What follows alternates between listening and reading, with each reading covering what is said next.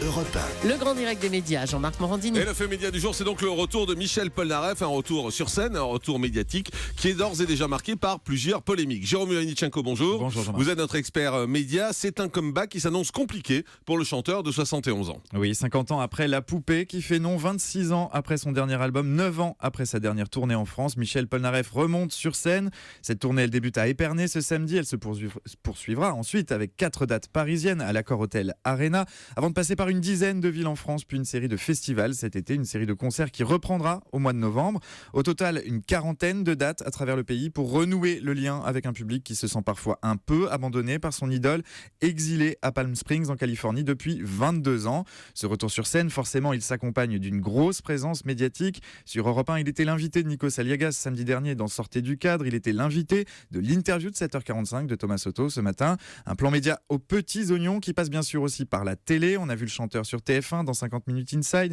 Il y a une dizaine de jours, on a appris ce matin que Michel Polnareff sera l'invité de Laurent Ruquier sur le plateau d'On n'est pas couché samedi prochain. Mais que les fans se rassurent, l'émission sera enregistrée jeudi et le chanteur sera bel et bien au même moment sur scène à Épernay pour donner le coup d'envoi de cette fameuse tournée. Alors, c'est une tournée qui visiblement peine à faire recette pour l'instant. Oui, d'après le Parisien, seulement 140 000 billets ont été écoulés. Pire, sur ce chiffre, 50 000 concerneraient des festivals, ce qui signifie qu'ils ont été achetés pour Polnareff, certes, mais aussi pour d'autres artistes présents sur scène les mêmes soirs.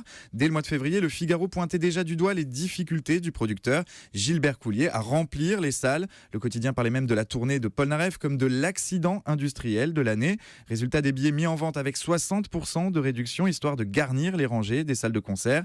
Un manque d'attrait du public qui peut trouver une explication attendue depuis des mois, voire des années. Le nouvel album de Michel Polnareff n'est toujours pas sorti, il n'est toujours pas prêt, ce qui n'incite pas forcément les fans à accompagner ce retour sur scène. Voilà, même si du côté de Gilbert Coulier, on dément ces chiffres, on affirme en revanche que c'est un succès, mais visiblement il y a plusieurs études et plusieurs enquêtes qui montrent que ce n'est pas tout à fait le cas. En tout cas, c'est un retour qui se fait sur fond de polémique. Oui, dans sa biographie sortie le mois dernier intitulée Sperme, Michel Polnareff sortait la sulfateuse. Il réglait ses comptes à tout va, notamment avec son père. Le tout sur un ton qu'il utilise régulièrement pour s'attaquer à d'autres artistes sur les réseaux sociaux. On se souvient des nombreuses passes d'armes avec des fans de Pascal Obispo. Il tacle aussi régulièrement Renaud, qui fait lui aussi son grand retour en ce moment. Michel Polnareff en a d'ailleurs remis une couche pas plus tard que ce matin face à Thomas Soto sur Europe 1. Écoutez. Souvent, quand on pense à vous, on vous compare peut-être un peu à Renaud avec des très hauts, des très bas. On a raison de ça. Michel Polnareff, c'est un peu de déprime de temps en temps, et puis il remonte, et puis il redescend.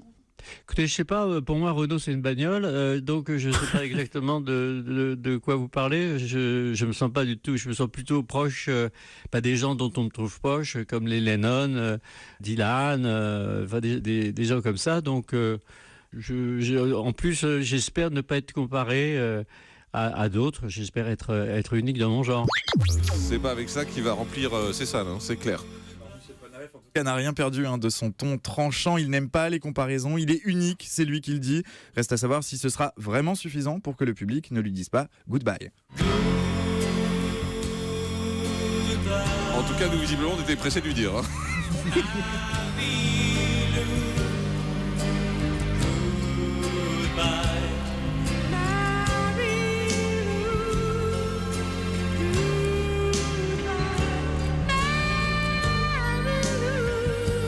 Voilà, Michel Polnareff, on le préfère quand il chante plutôt que quand il parle.